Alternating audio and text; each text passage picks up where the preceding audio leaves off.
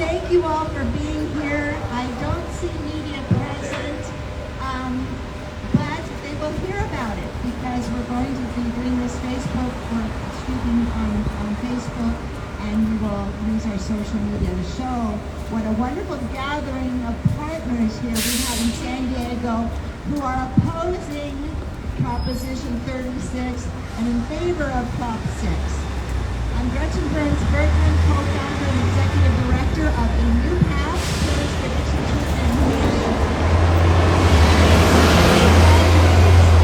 We have been working to reduce the stigma associated with substance use and substance use disorders. We advocate for therapeutic drugs and drug policies and all forms of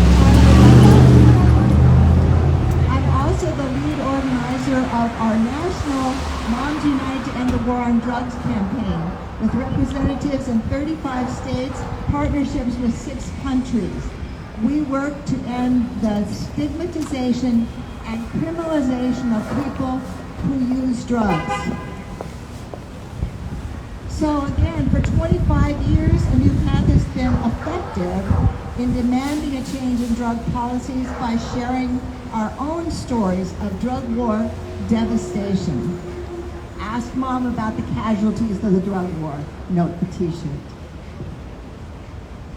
Drug use and addiction is a public health concern, not a criminal justice issue. So we are here today as a coalition of organizations and individuals who oppose the new Prop 36. We've been a part of many effective drug policy reforms, including the original Prop 36. I was a state chairperson for that. Treatment instead of incarceration in 2000. I testified for a bill that would allow organizations like ours to distribute naloxone in response to the opioid overdose crisis.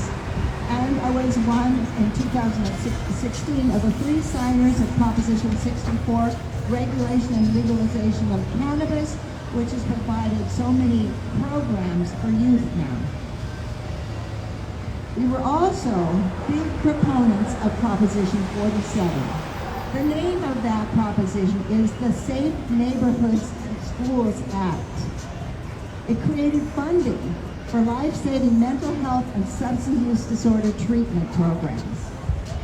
It's also reduced the number of inmates in California prisons, as well as the number of individuals saddled with the significant roadblocks to recovery that occur with a felony drug charge. Prop 36 is a misunderstood and dangerous bill that will undo much of the advances that we have made in both access to services and in reducing mass incarceration. It's ironic that this proposition was given the same number as the iconic measure that started so much sentencing reform throughout the nation 24 years ago. Now, it's very paranoid. I would wonder if that was somewhat purposeful. Was this meant to confuse voters? It would increase criminalization, waste taxpayer dollars, while cutting funding from mental health and substance use disorder programs. The 50-plus year war on drugs is a war waged on us, on families like yours and mine. Proposition 36 will take us back to policies of mass arrest and incarceration that exacerbate the problems of substance use, overdose deaths, and homelessness and petty theft. A return to locking up people for petty crimes and simple drug possession will only increase prison costs and deplete much-needed resources for the measures that do work in saving lives and healing families and communities. Proponents of Prop 36, interestingly enough, are district attorneys, police chiefs, criminal justice, retail associations. And today, you will hear from organizations that uphold civil and human rights. The biggest issue for me is that this measure would disproportionately impact communities of color and poverty that are already struggling with racial and economic disparities within the justice system or the injustice system.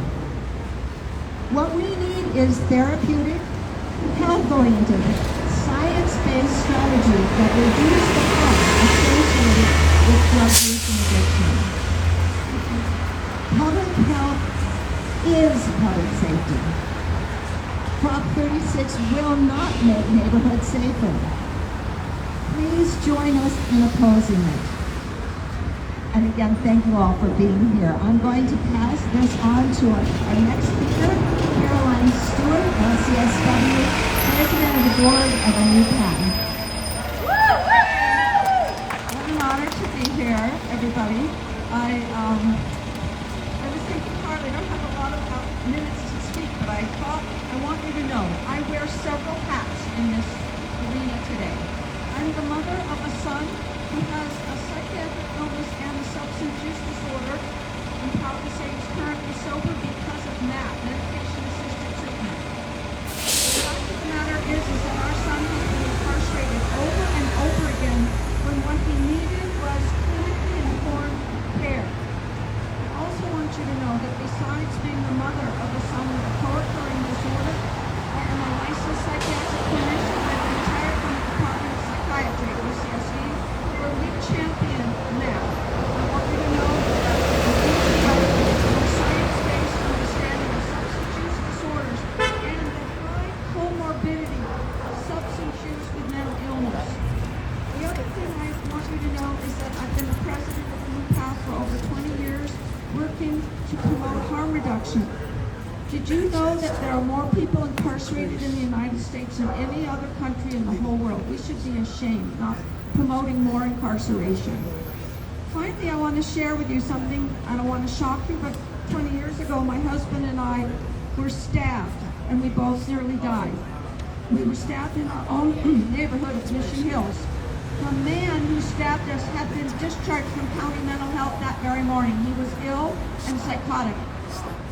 He should not have been released. That was outrageous, but we're releasing people that should be under compassionate care, not incarceration. Finally, the good news is my husband and I are doing very well, and we spoke with the judge in the case. We begged him to not pursue a cruelty punishment against the man who established psychiatric care. Tragically, he did go to prison, but we fought and fought to make sure he got treatment. The fact of the matter is that our son has never done better because of incarceration. He's never become a happier, more well-adjusted person. Residential treatment has helped him always. We need more residential treatment for co-occurring disorders, where there are licensed clinicians in the substance use programs that know how to treat psychiatric illness alongside substance use. We can do this. Let's not incarcerate more people. It is a tragedy, and we must not do it. Thank you so much.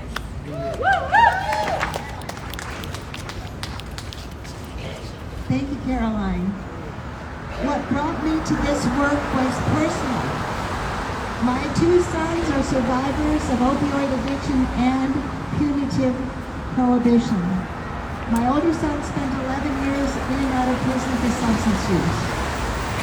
I'm proud to introduce you to my son, Elon Burns, a Clean Act 2, drug and alcohol counselor and overdose prevention specialist with A New Path.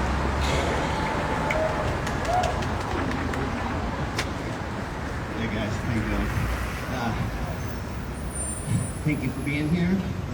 Sorry there's not more of us. It's kind of a preach to the choir thing, so I hope whatever this internet thing is streaming, if there's people out there that are hearing us and will carry the message. Talk about different hats. Yes, obviously I'm a son and suffered from opioid use disorder for many years, long-term recovery and substance abuse counselor, and also an ex-con. Interestingly enough, I was born the year the drug war started in 1971, and all through my 20s I was in prison with a controlling case of marijuana. Okay? 4 years in penitentiary for marijuana.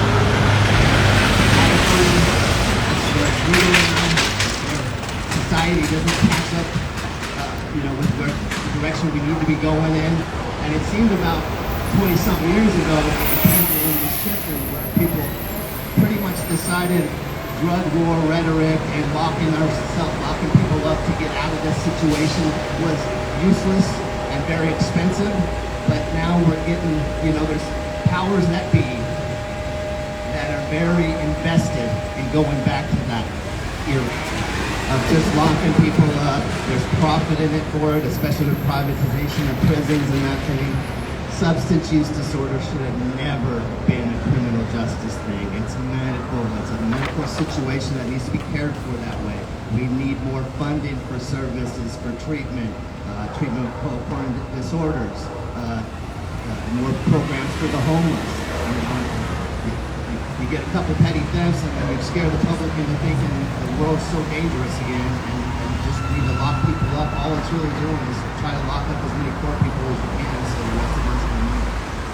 It's just totally ass backwards, and if you care about humanity, please vote no on properties.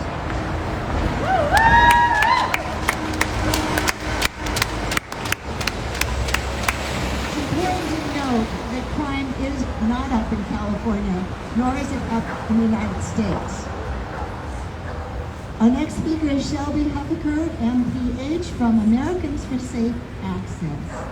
Shelby.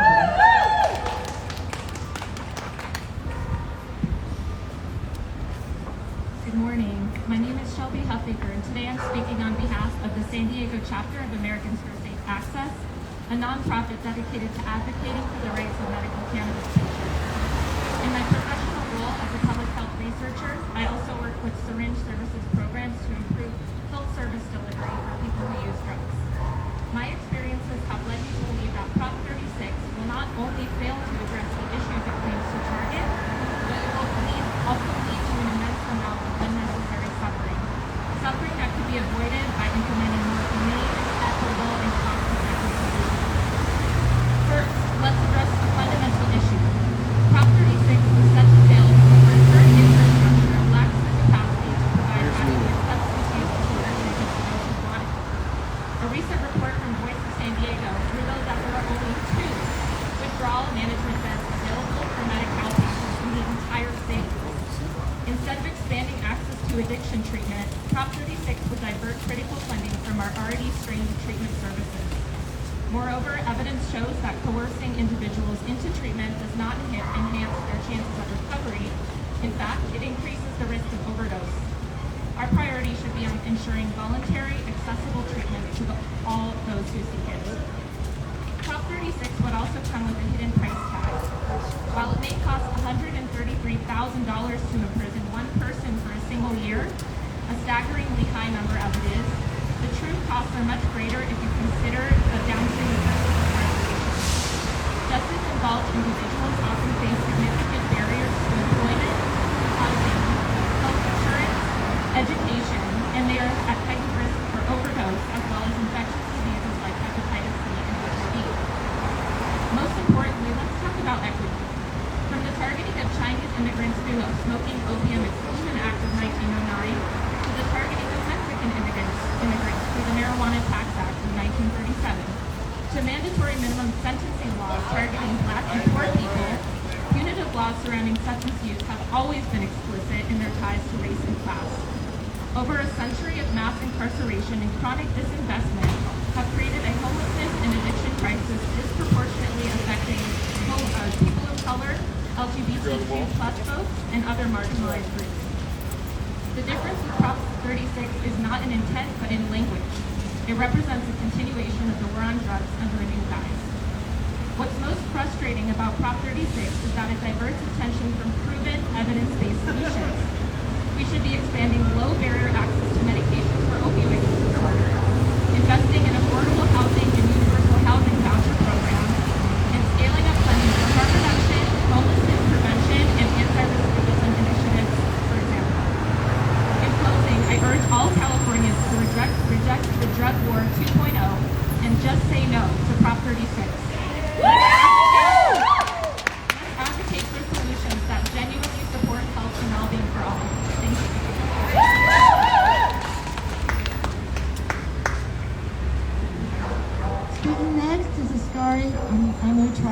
last name, and you can correct it. Abdul Muntaqi from Pillars of the Community. Good morning, everyone. I'm Askari Appleton. I am an organizer with Pillars of the Community. I am also an individual who is formerly incarcerated. The last time I was in prison, I did 27 years. I am well versed in what it looks like to be in a carceral environment. I will say this, that when I walked up, I saw an individual who was presuming to lecture us about whether or not these issues should be joined together, whether or not 36 and 6 and the war on drugs should be joined together, that they should be separated and talked about separately. The truth of the matter is this, is that there are no social justice issues that can be separated. We must fight them all together, and we fight them not at all. Because what we have in this particular society is a desire to separate issues out and divide people. If we are about social justice and equity, we are about social justice and equity together. I want to speak here today about 36. 36 is a draconian law, and a long line of draconian laws that California seems apt to pass, that wants to roll back criminal justice reforms. Prop 47 came in and started to provide individuals who were in carceral environments with relief by letting them out of jail for low-level non-violent offenses and not One of the things that happened while people were actually inside is that it freed up space for programs to come in. There were a number of programs that were able to come into the California prison system because there was space. The space that was being occupied by beds. When they had triple bunks that were laid out in gyms, those spaces were being used to house people. When 47 came in, they cleared those spaces out. Programs came in. People were able to get enrichment. People were able to understand the value of self. They were able to sit in groups with other people similarly situated and start to talk about who they were, what they were, and the kinds of things that they not only had in common, but the things that they had experienced in their own lives. When that happened, I personally witnessed the transformative power of positive programming in those carceral environments. 47 allowed for that. 36 is trying to take us back to the days when three strikes was the law. No matter what you did, your third strike is going to prison. 47 let out people who were sitting in prison with life sentences. There were people who were sitting in prison with life sentences for non-violent offenses. The original 36 and 47 were able to get those people out. So we need to just recognize, like as I said earlier, that our fight is a joint fight. When we're fighting for social justice, we must be fighting for social justice issues together in solidarity. And we cannot permit people to divide us, tell us that our issues are singular, because they are not. We live in a society that is on the attack. It is attacking us on the daily. Their laws, their social order is attacking people and equity. If we're going to have an equitable and just society, we need to come together, and I urge everybody to vote no on 36.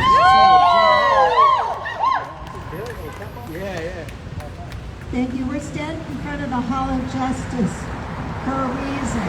It's about justice. A new path is also here to address the need to pass Prop 6 to abolish forcing prisoners to work. Working behind bars needs to be a voluntary choice. We must end slavery in California. So speaking in support of Prop 6 is Lon Chai from Asian Solidarity Collective. Thank you. So I'm here to urge everyone to vote yes on Proposition 6. We need to end the practice of involuntary servitude inside a prison. So the California Department of Corrections, and then afterwards they became the California Department of Corrections and Rehabilitation. The correction and rehabilitation part, I don't know where that's coming from. I don't even know why they got that in their name. In 22 years of incarceration, I always hear that word rehabilitation coming around while I'm doing it. Rehabilitation. It's rehabilitation. You're not rehabilitated yet. You can't let you go because you're not rehabilitated. So I never understood what that was, given the law, the law being out of incarceration, because they speak of rehabilitation, but they don't practice it. And I can tell you right now, they don't practice it because this last prison term I was in, I did 13 years. And they would force me to work in the kitchen, sweeping and mopping the tiers, scrubbing the toilets and stuff like that without proper equipment. So it got to the point where I refused because one time my supervisor, the correctional officer, said, if you sweep well enough, I'll give you an extra sandwich, an extra lunch, you know? And to me, that was like disrespect. So I'm like, yeah, you this no more. So I refused. Every time my cell door knocked, okay, time, we're supposed to work, I just close my door, I'm not going. So they write me up, punish me by adding more time to my sentence. So 30 days, 60 days, 90 days, to the point where they put me on my seat status where they take everything from me. Got no privileges. I was only out of my cell 15 minutes every other day for a shower. No phone calls, so, I mean, that's modern day slavery, right? I mean, if it was back in the day, I would have got a whip for that, right? So their form of whipping now is adding more time to you and stripping you of your privilege. So, we claim to be a nation of morals and values, right? But yet, down this way, down this prison, they're practicing slavery in here right now with our brothers that are incarcerated, you know, mostly black and brown folks that are in there forced to work. So when you force somebody to work, you force somebody to read this, right? It's not gonna make you want to change. It ain't even make you want to change because when they was telling me to sweep for a sandwich, I just had a lot of anger involved, a lot of hatred. Boom! So, what is rehabilitative is I see was the college programs and the trades and things that they have, but those things aren't prioritized. They prioritize you wiping these tables. They prioritize you pushing out these trays, right? Taking out this trash, you know, things like that. Those are prioritized. Because if you ain't done that yet, you can't go to school. Now, in what world does that make sense to you? It doesn't, right? So I was fortunate after I came off C status that I was unassigned, so they gave me no job, and it gave me all day to be able to go to college and stuff like that. And that's what I did. A buddy of mine introduced me to a college program. I took advantage of it. My family sent me books to study, and now I am scheduled to graduate from San Diego State University. So, prioritize rehabilitation, like your name states. Let's not prioritize modern day slavery. Thank you. That's right. Thank you so much for telling us story. Speaking out against Proposition 36 is Shereen Hampton, Executive Director of ICI.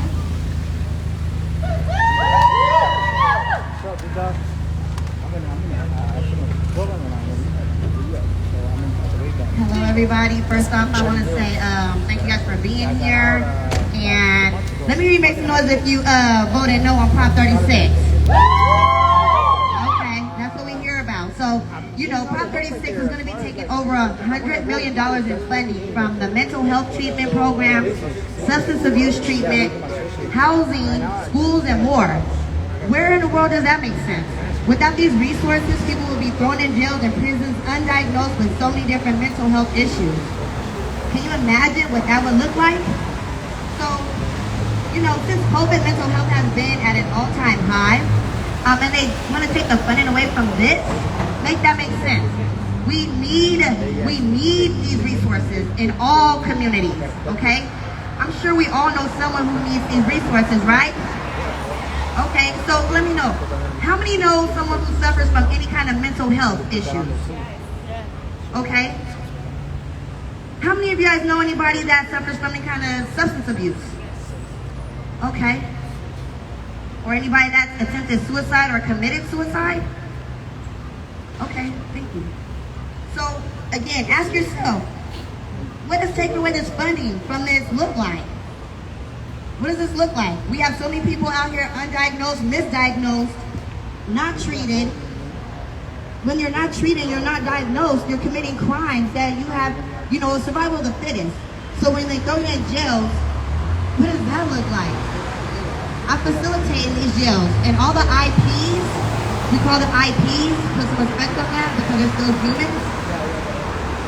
All the IPs say the same thing. Had they had the resources when they was trying to reach out to get it, instead of having to be on a waiting list, okay, because lack of funds, they wouldn't have been in there. They wouldn't have did the things they did to go in there. And now they're trying to get the help. Now they're trying to prove themselves, still without the treatment and the proper programs. So I say this to say, are you going to be part of the problem or part of the solution? Vote no on Prop 36. And our next speaker is Jesse Schmidt from Alliance San Diego Mobilization Fund. Jesse.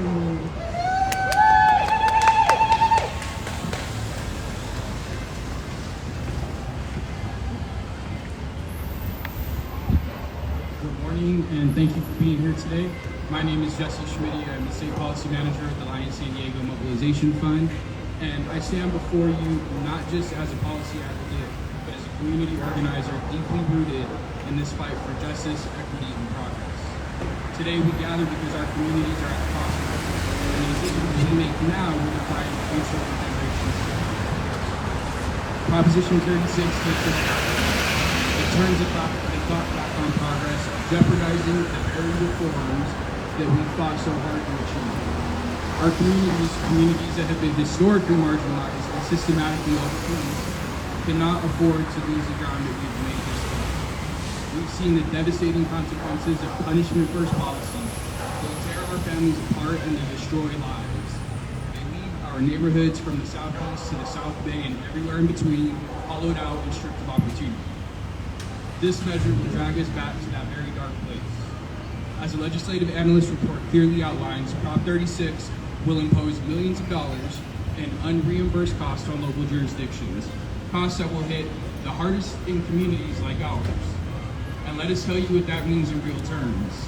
That's money stripped away from critical rehabilitative programs that save lives, that divert people from cycles of incarceration, and that provide a pathway to redemption. These are services our neighborhoods desperately need, and yet Proposition 36 threatens their very existence. We cannot allow ourselves to be deceived by proposals that promise safety but deliver suffering. This proposition, at its core, is a relic of the past, of policies that disproportionately target Black and brown communities, that overcriminalize, that treat poverty as a crime.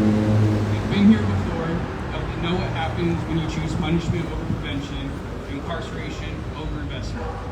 We need help, not handcuffs, and we refuse to go back. Today, we ask you all policymakers, organizers, and community members to join in this fight. Let's stand together in opposition to Prop 36. Let's stand for communities that deserve investment and not divestment. Let's stand for justice, equity, and a future that works for everyone, because our communities cannot afford to go backwards, not now, and not ever. Thank you.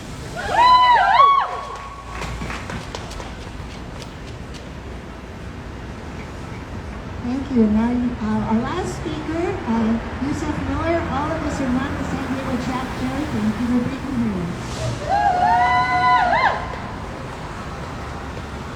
Thank you. I'm Yusef Miller with All of Us Are None San Diego chapter. And our chapter lead, Curtis Howard, sent me here to share with some of our colleagues here. And all of our colleagues before me did such a great job that it almost leaves me with nothing to say. But when people know Yusef Miller, he always has something to say. He always got something to add. Now, I'm going to start with Prop 36. We're saying no on 36, no on 36, no on 36, because 36 is hypocrisy. There is an embedded hypocrisy in Prop 36 that some people may have missed. That is, that if someone sells drugs to a person and they die subsequently of that drug, they could be charged with murder. Now, while that might seem okay on the surface, but when you look a little deeper, you'll see the hypocrisy. We've been asking for this for tobacco companies, the $1 billion of tobacco companies that sell tobacco to our loved ones and they die of cancer. There was a no-go on that. And we said the same thing to those who sell firearms to people who shoot up our schools, make them responsible. The no-go on that. We said the same thing for those who distribute alcohol to our community members who crash and kill people on the highways, that go home and beat their spouses, or go home and beat their children, who get into assault and battery and issues like that, and they said no-go.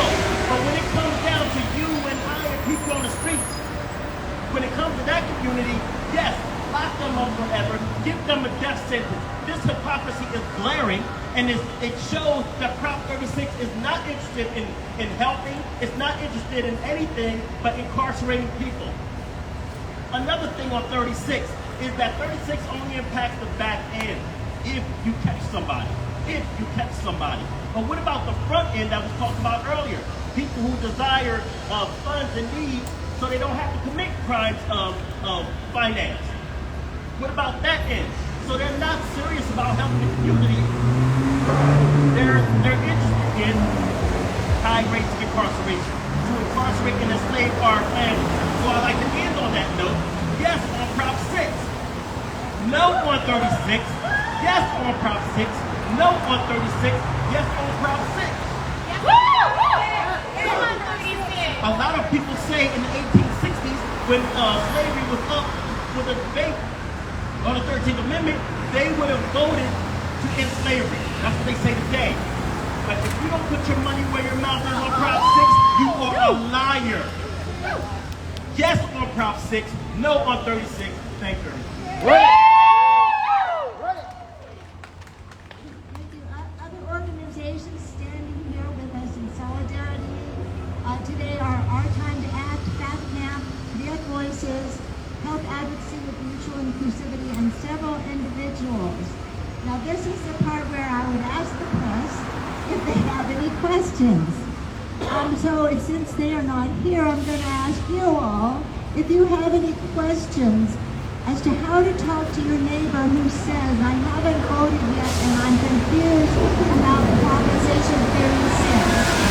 Do you feel equipped to talk to them after this press conference? And if not, do you have any questions?